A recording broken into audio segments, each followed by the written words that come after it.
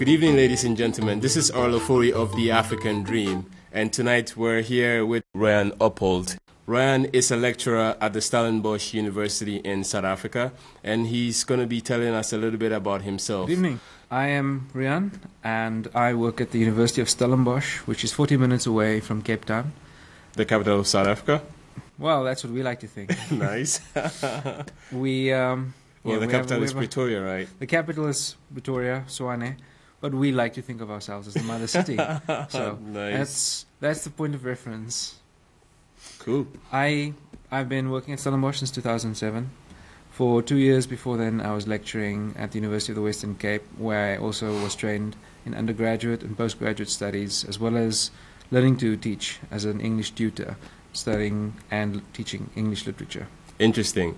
Now, I majored in literature back in Ghana, West Africa, where I'm from, so it seems like we'll be doing a lot of connection on the Shakespearean level. Africans in Lit, we're going to have a lot to talk about. I know, right?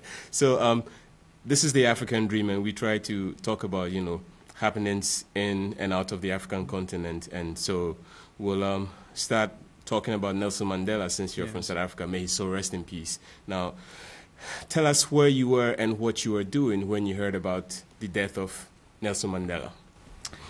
I was in a town called George, which is on the famous garden route of the Western Cape, which is a route that leads one straight into the Eastern Cape. The Eastern Cape is where Mr. Mandela was born. Right. And I felt that I was closer to him than I would have been had I been in Cape Town. I was virtually as close as I could have been at that moment, and it felt right, because it's sad news, and you will always remember where you were as a South African when you received the news of Mr. Mandela's passing.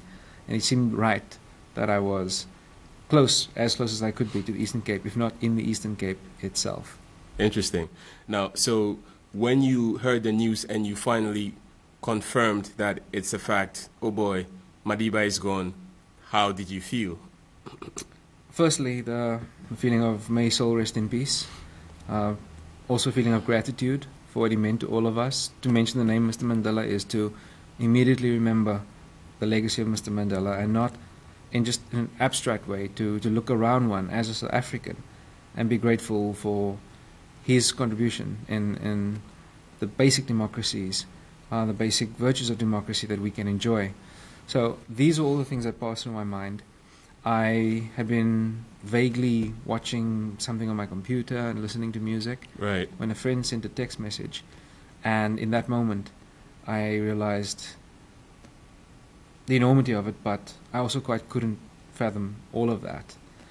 A few months earlier I'd been away in Barcelona, and I'd enjoyed my time there, but every day I was following news reports of Mr. Mandela's health, which was making news around the world on a daily basis.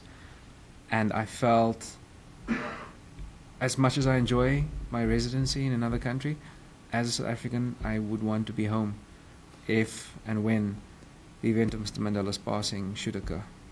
Interesting. Now, the entire world received it with a lot of sadness, especially among the African communities. Now, the burial of Nelson Mandela brought a lot of world leadership and attention to South Africa.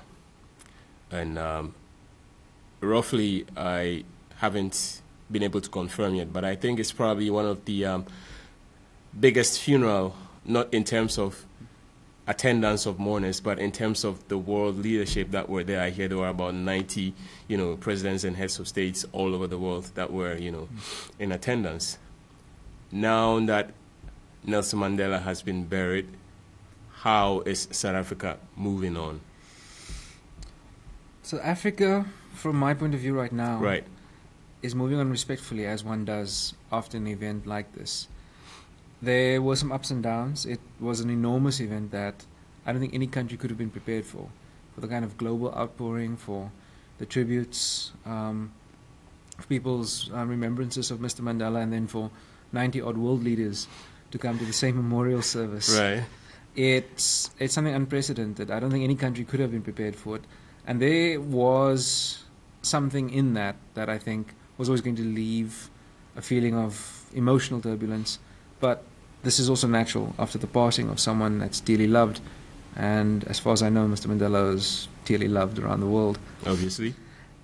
The country mourned on a scale that I've never seen before in media coverage of certain events. It's on the scale of a celebrity passing. I remember the coverage of Princess Diana's death in 1997. I've read media reports on the death of John Lennon in 1980. It's pretty much on those lines, and it's unusual because a political figure doesn't really have that kind of a mass impact. Everywhere in every country there were tributes. And in South Africa, there were daily gatherings of crowds outside important buildings, monuments in South Africa, flowers left at statues, and a respectful mourning of a beloved father figure for the country.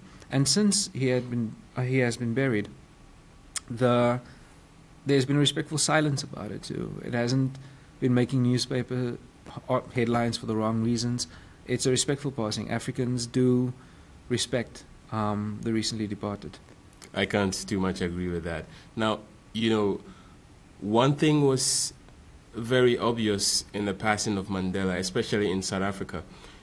Of course, we talked about the fact that he was dearly mourned, but immediately after, the news of his death was announced, people were gathering at his residence, singing and dancing.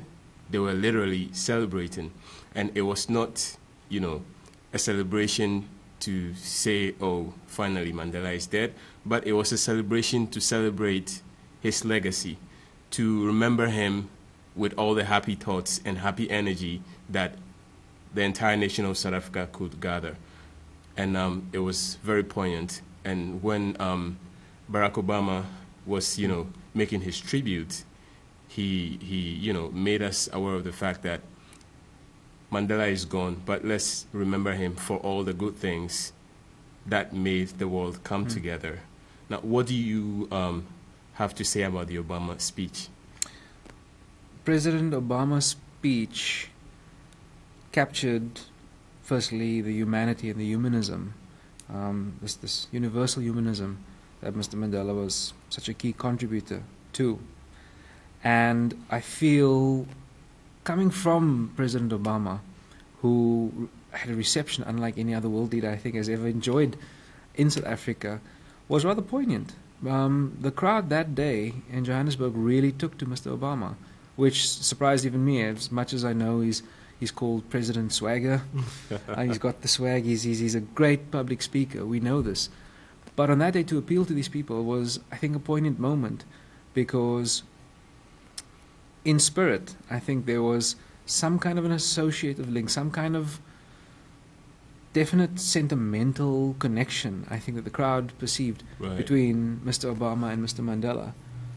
Both are charismatic figures, and both can draw crowds. I'm speaking in terms of spectre. I know Mr. Mandela has departed, but I speak of him in the present tense as a spectre. The Mandela name still draws attention. And I think Mr. Obama's presence in Johannesburg on that day was an indicator of people looking to find elements of what was always called the Madiba magic, the Mandela magic, in others. And in that moment, I think they identified strongly parts of that with Mr. Obama. Now, obviously, you were born in South Africa. You live and work there, even though you travel around the world. What are some of the things that unite the nation of South Africa when you reference the history of apartheid? I mean, it's now past and gone, but the memory still lingers. What are some of the things that you think, unite South Africa with the passing of Mandela, with Mandela no more in the picture? Mandela's legacy, and those of us who acknowledge a debt of gratitude, the debt of our democracy, really, that's a uniting factor. But a larger uniting factor is actually perhaps the same factor that sometimes still causes tension between us, and that's the factor of discomfort. Apartheid is meant to be uncomfortable. Right. It's meant to be an uncomfortable reference point. It's meant to be uncomfortable every time we mention it in any kind of conversation, because it's hardly an abstraction. It's hardly something trivial. in history. People suffered. People's humanity had been wrenched away from them. And Mr. Mandela fought for that. And more, in the wake of his death and with a recent film about his life still in circuit. The Long Walk to Freedom. Long Walk to Freedom. Idris Elba was playing Mandela. Yes, that one. With that still in the air, Mr. Mandela's Rivonia trial speech before his sentencing to Robben Island seems to really, it's been given something of a rebirth, and it reminds people of the discomfort, that which Mr. Mandela fought against. And that discomfort, I think, is the strongest legacy. He asked us to forgive but never to forget. And we cannot forget whether apartheid is raised by greedy politicians to win certain trivial arguments, whether it's a certain kind of bargaining tool, whether it's an acknowledgement of guilt, whether it's just something that will drive most people out of a room seeking more pleasant conversation elsewhere. It's meant to remain what it always was, something that should never have happened. And Mr. Mandela's legacy is in that. There's a reason why we praise him for his actions, and for his actions upon leaving prison, because a large portion of his life was taken away fighting for this cause, which he said 27 odd years.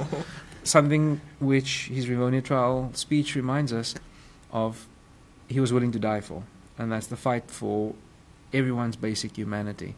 And it's something that he proved when he was given the opportunity of leading South Africa into democracy.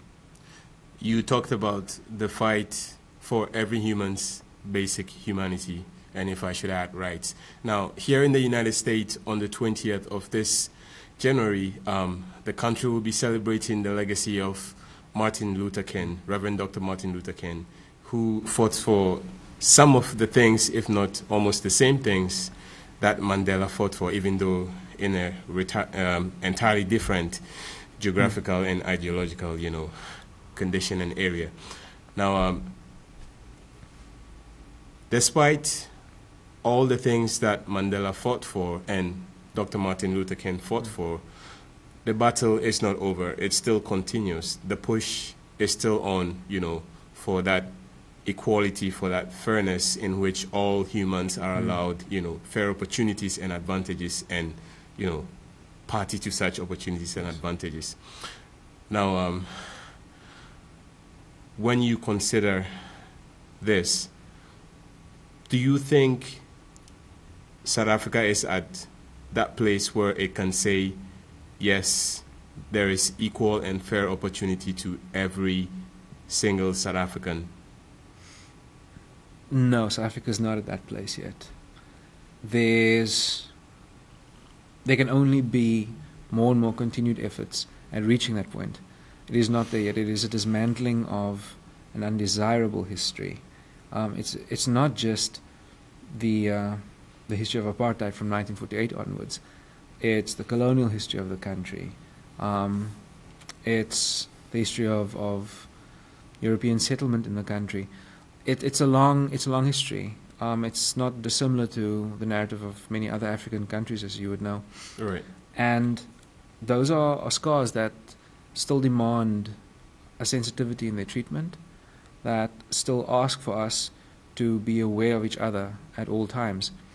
And as the world moves on, as modernity progresses, it is also natural for humans to want to be a part of everything else. So there's that. There's being where the world is, and we have internet and smartphone devices to catch us up, to keep us in the moment, to be here now, so to speak. Mm-hmm. But there's also this idea that we still have to look back, forgive but never forget, as Mr. Mandela also encouraged us. And at times we get conflicted. I think we're a young democracy, we're a teenage democracy. We're going to behave as a teenager does. And it's evident in where South Africa is at now. It's not at the most desirable place in terms of fair and equal rights, but we need to concentrate to remember the lessons of those who sacrificed their freedom for the freedom we have now, and to acknowledge this debt. For younger South Africans, it's very easy to be bored of this talk of debt and struggle, because, in all fairness, that struggle was fought for them to have the democracy they have now. Right. But there are still these elements that bind, these ties that bind them to the past. and there should be some kind of acknowledgement, which there is, but it needs to be worked at, to be continued, so that sacrifices that people like Mr. Mandela, like Oliver Tambo have made for the country are not sacrifices in vain. We will get there surely, but we are a teenage democracy. So the need for a continuance of what these people fought for, Nelson Mandela and Dr. King, is very necessary. Now, tell me, personally, how has the life and death of Mandela influenced yours today? Mr. Mandela's death struck me the same way his life did. It makes me feel very small. But small while knowing there's that space of growth. And in his inauguration speech in 1994, when he became officially our first democratically elected president, right, he asked us, "Who are you not to be?" And quite often we get very humble, too humble. We get that postmodern condition. We want to trivialize things. We want to separate ourselves from the enormity of things. Right. And we leave the enormous things to the enormous people. Mr. Mandela, great, he did all of these things, but his argument was that he was a man willing to take a stand. He was a human being, and he was a humanist, which fundamentally are all things that we can be. So his death strikes me the same way his life did. I had the privilege of meeting him, and in his company, in a room full of people and dignitaries of all sorts, everybody felt equally small. And it's rare to have people who exude that, to have somebody flatten a room by merely being her or himself in any which way. And his death just reminds me that there's a lot still to be done. I have no excuses for not doing them. And the space is there in which to do it, thanks also to the efforts of people like Mr. Mandela and others who have helped progress our democracy to the point that we actually have it. Interesting. Now, before I let go of you, tell us, there's a lot of young generation in South Africa and across the world that do not know a lot about the legacy and life of Mandela. And I don't even deem myself to be someone who knows enough about Mandela. Now, how would you want the post-Mandela generation to remember the life of Mandela? How would you want your children in the future to remember the life and legacy of Mandela? That's a very good question. I think that question applies to so many South Africans right now. I would say that younger generations tend to, as I've stated earlier, have a natural tendency to pull away from that which has such a great influence, I would say, in their current position.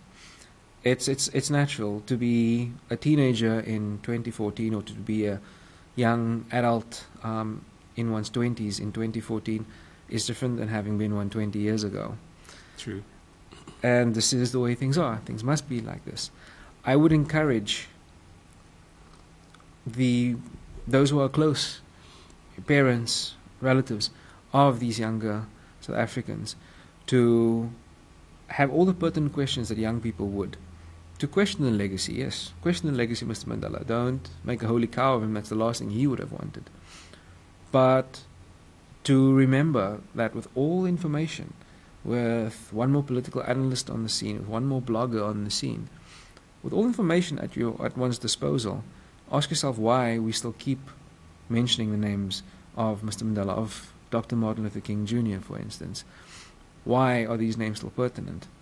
And then take what we have learned from our readings and that which others teach us, and to go back and to find the source of it. And the source is unchanged.